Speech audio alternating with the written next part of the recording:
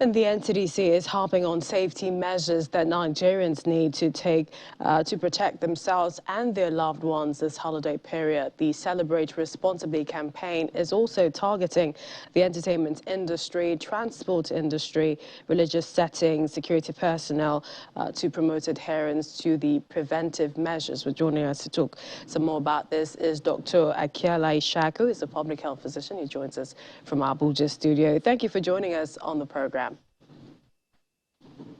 Thank you for having me, Melissa. All right, tell us, what have you noticed? And this is where you are with regards to adherence to the safety measures as, you know, the holidays are kicking off. Marlene said, I can categorically tell you that we are losing our guards, despite officially the NCDC has declared us in the 4th wave. This is because I was privileged to be in the market today, and I saw people even without face masks. I was also privileged to drive through a motor park, and I saw a lot of people without face masks. We have abandoned the non-pharmaceutical measures and intervention and as a country. And I strongly believe that Nigerians are gradually losing their guards to these regards. What we just need to do is just to actually reiterate the need for people to actually adhere to the non-pharmaceutical measures. You go to banks, even the bowls where we used to be washing our hands before, there are no waters. The bowls, the taps are abandoned. You go to even public places, they are left abandoned. People find it very difficult to get adhered to the simple non-pharmaceutical measures.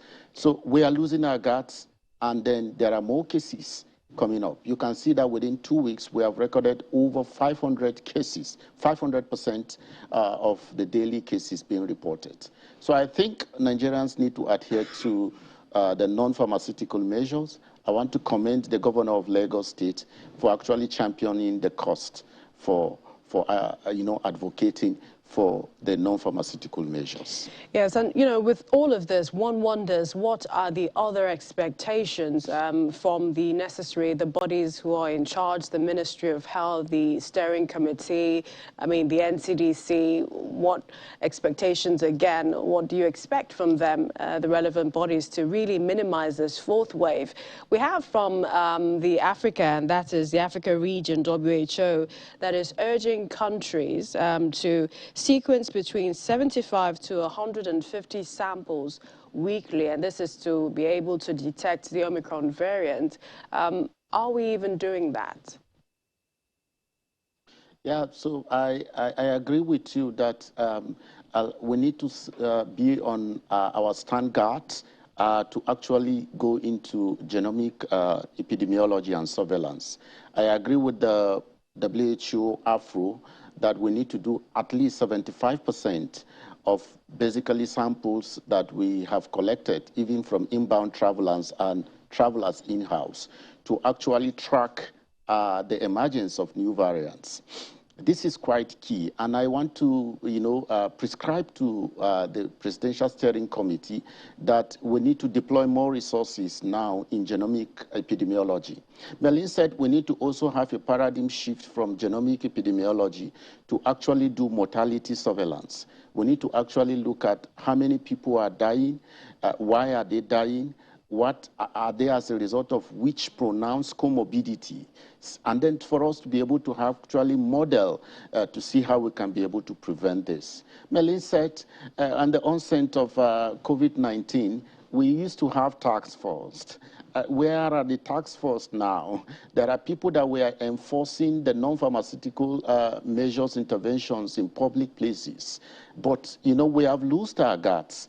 So I want to reiterate that NCDC, through National Primary Health Care, through State Primary Health Care, State Ministry of Health, should constitute task force. That in this youthful season, the task force should go around and be able to enforce the use of non-pharmaceutical interventions. These are key.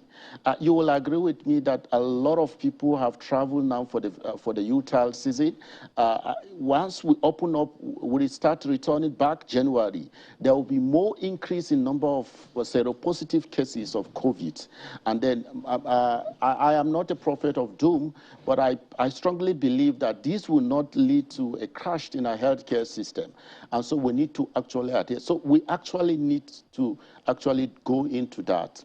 The NCDC must actually also think of reducing the coordination at the center and give states more independence. And, last time I was on this station, I was advocating for the establishment of State Center for Disease Control, just like the way it was done for NARCA.